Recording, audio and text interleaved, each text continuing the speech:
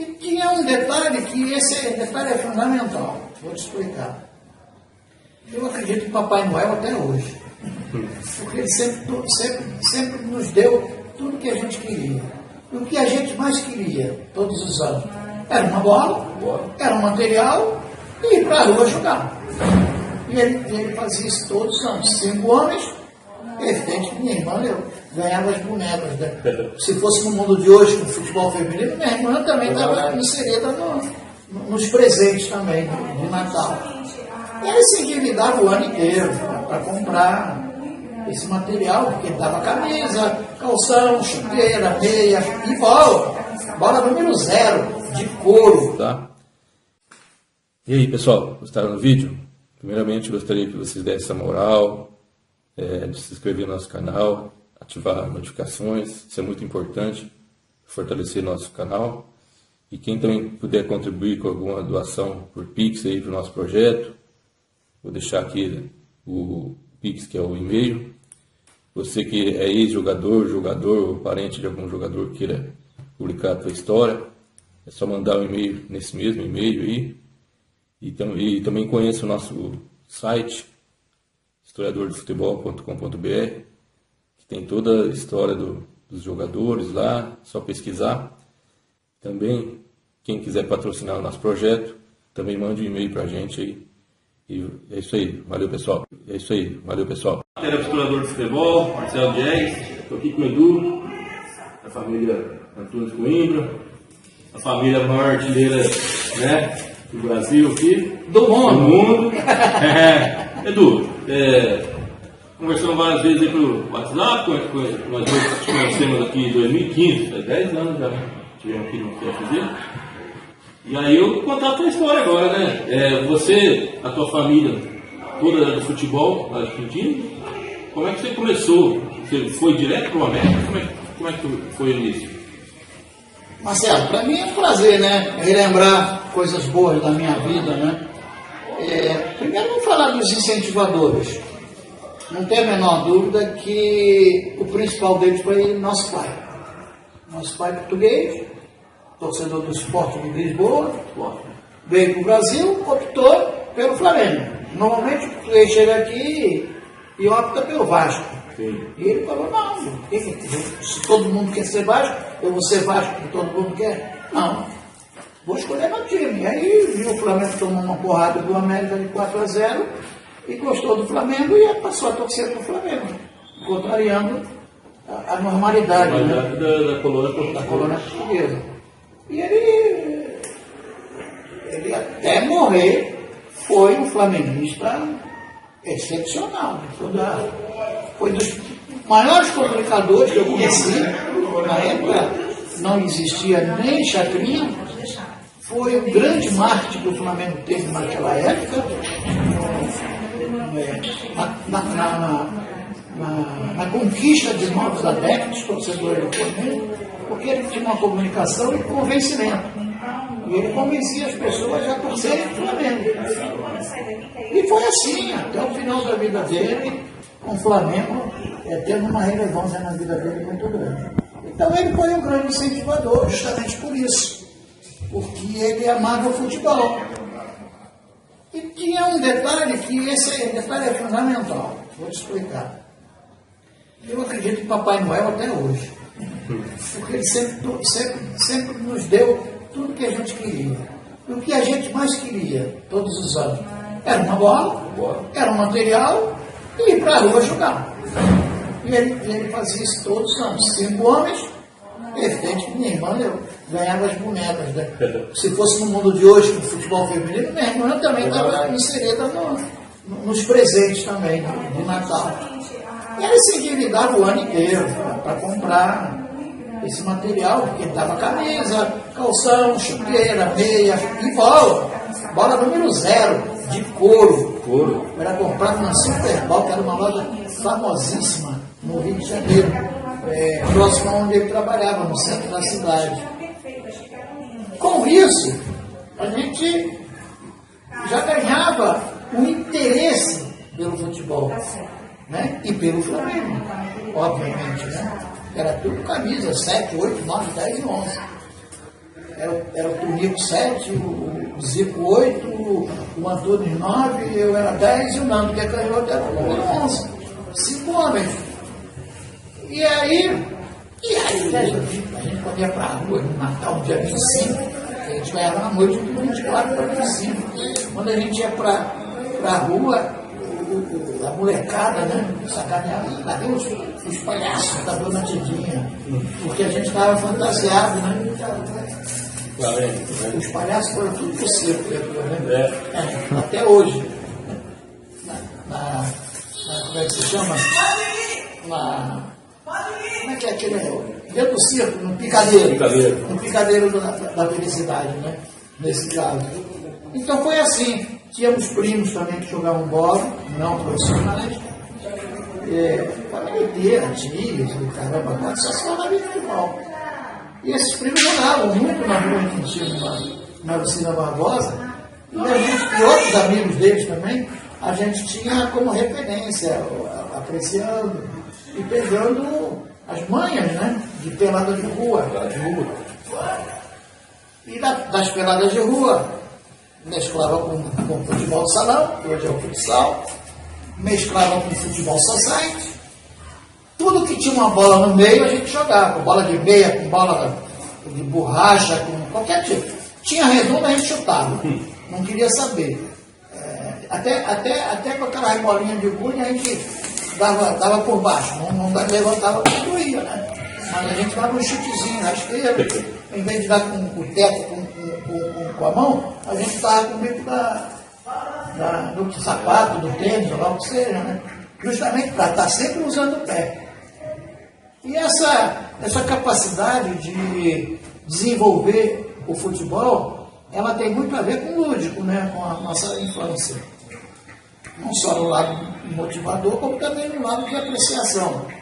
Muitos times de pelada, na rua, a gente assistia, depois o meu irmão mais velho foi ocupando posições ali nas equipes do bairro, e a gente ia apreciar ele jogar.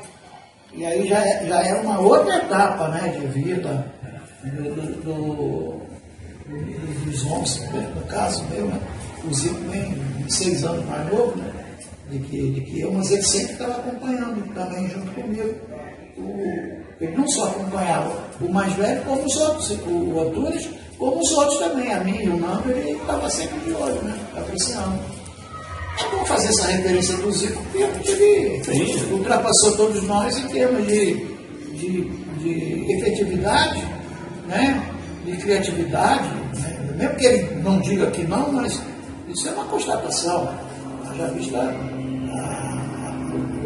estatística, tudo que ele teve, não tem como a gente falar que eu fui melhor, que eu fui isso. Mesmo que ele fale que não foi melhor, mas ele foi, ele alcançou. E se não fosse tão lá cascudo? Né? Apanhava, porque, porra, mais novo, vendo o espelho que ele tinha dentro de casa. Ele como aprender de todo mundo, né? Se não fosse melhor, apanhava, levava palmada na bundinha, né? Mas ele nunca apanhou de ninguém, nem do meu pai. Ele mesmo diz. Zico foi muito mimado, né?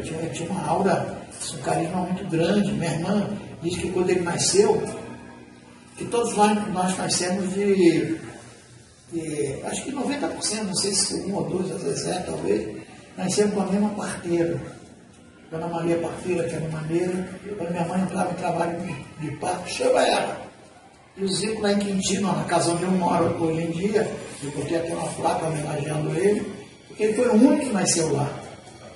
E a gente lembra do dia que ele nasceu. Ele tinha 6 anos, e minha irmã, mais ainda, né, do que eu, ela lembra que quando botou ele no braço assim, viu algo diferente, né, brilhando assim, uma aura diferente. Ela conta até hoje.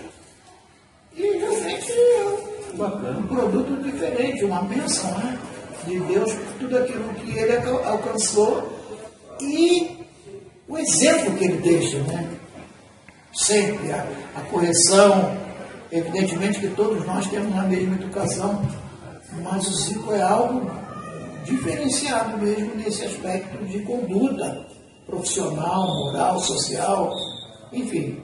E prova, está com 72 anos, né? Eu sou mais velho 6 anos que ele, daí você já sabe quantos anos eu tenho. Então ele realmente foi um produto do meio. Um produto de um amor forte entre meu pai e minha mãe. Uma coisa interessante, é bom de ressaltar aí, meu pai disse que foi o último pino dele. Acho que falei, pô, que inspiração que teve nesse pino, meu pai. Por caçula, né? Eu sou o menor de todos, né? Então ele dizia que vocês vão entender, né? Não tem nada demais. Meu pai português falava tudo abertamente, sem ofensa, sem pornografia, mas ele falava, né? Até os palavrões dele tinham um sentido legal. E Portugal se fala.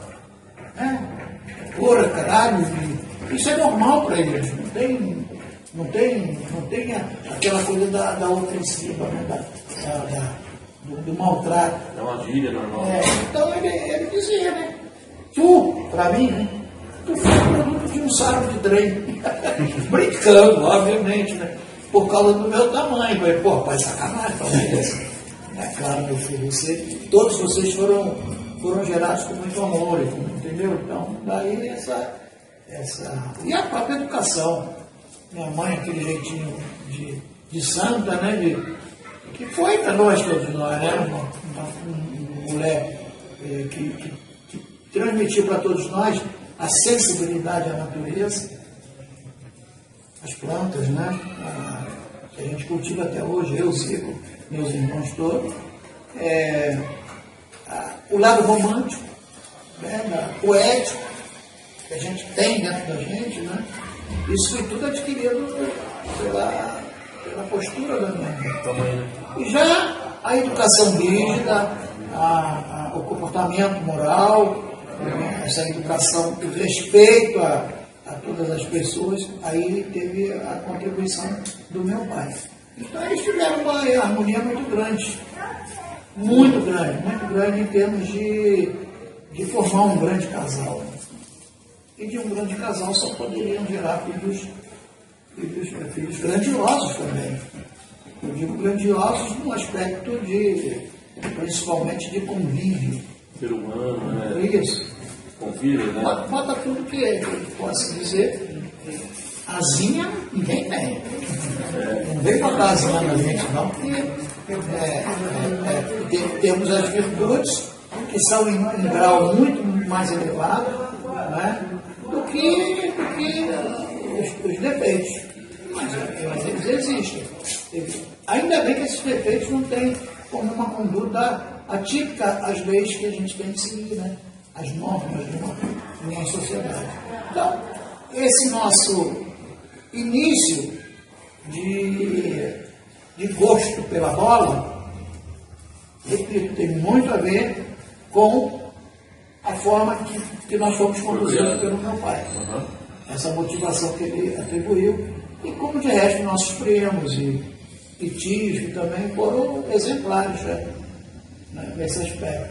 E a nossa grande faculdade, que o Zico é jogador de laboratório, no início da carreira estava. Laboratório é um cacete, pô. Se teve um laboratório, era aqui, a rua de Pintinha, que foi a nossa grande faculdade. Ali, o produto que saiu para dentro do campo foi gerado tudo em Pintinha, não tem a menor dúvida. E com devida conduta dessas pessoas que eu falei. Vocês tinham um time que era todos irmãos? Jogavam mesmo, o Zico pequeno estava jogando mesmo? Aí já foi numa época um pouco mais elevada. O Antônio já era profissional, eu estava também já tinha tido até oportunidade, e nós tínhamos esse time, a Juventude, que até hoje não foi o primeiro. Da rua não foi o primeiro. E o Juventude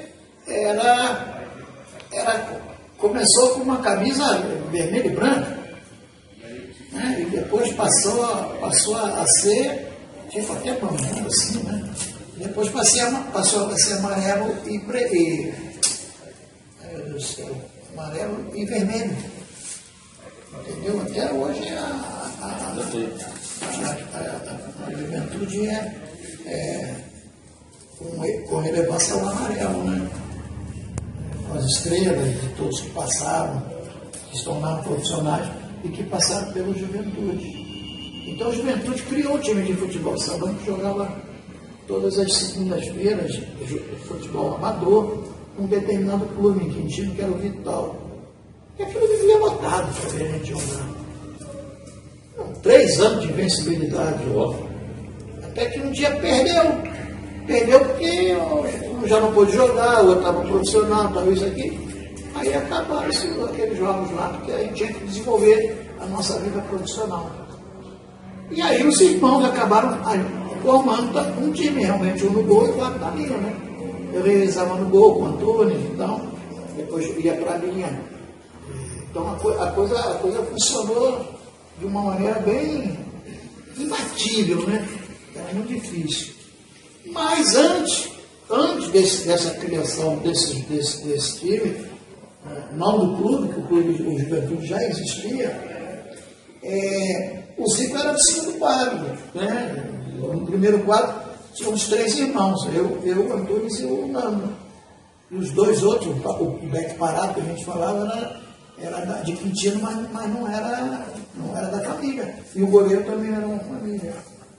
E o Zico jogava no segundo quadro, né? Pequenininho. Não é que era pequeno, não, mas é porque. É mais novo. Era mais novo. Então jogava ele, outro dia, era o segundo quadro.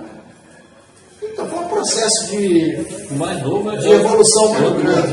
Mais velho na turma. Dos homens, sim. A mais velha da família é a Zezé, né? Sim, ele começou o treino aqui, depois subiu essa para mim. O treino da categoria dele, 6 anos. Ah, tá, depois tu vai vir. Ah, tá certo, desculpa. Vai? Ver o meu sobrinho jogar. O filho de Thiago. Então foi isso. Vamos lá. E aí, então, vamos lá. Aí você. Não, eu primeiro senti. clube foi o América. Basicamente eu. Mas vamos parar de falar da coisa. Vamos falar do Vamos falar de mim. Eu tive um grande amigo. Tenho um grande amigo no futebol e na vida, que era meu vizinho em Quintino, que foi o grande responsável de eu ter enfrentado e ter tido uma certa perseverança, graças a ele, porque eu fui até frágil no primeiro impacto em relação ao futebol, que foi o Paulo César Martins. Foi profissional do América titular, jogou no Vasco, campeão brasileiro pelo Vasco, e no Botafogo. Depois foi pro Grêmio. Um sujeito irmão, velho. E o Puruca, quando nós fomos fazer teste no América, eu fui reprovado. E a minha mata projeta na mão, você olha que eu sou meia ponta de lança, todo time, escolhe uma meia ponta de lança.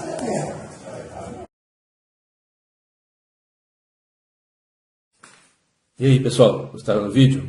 Primeiramente, gostaria que vocês dessem essa moral, de se inscrever no nosso canal, ativar notificações, isso é muito importante, fortalecer nosso canal.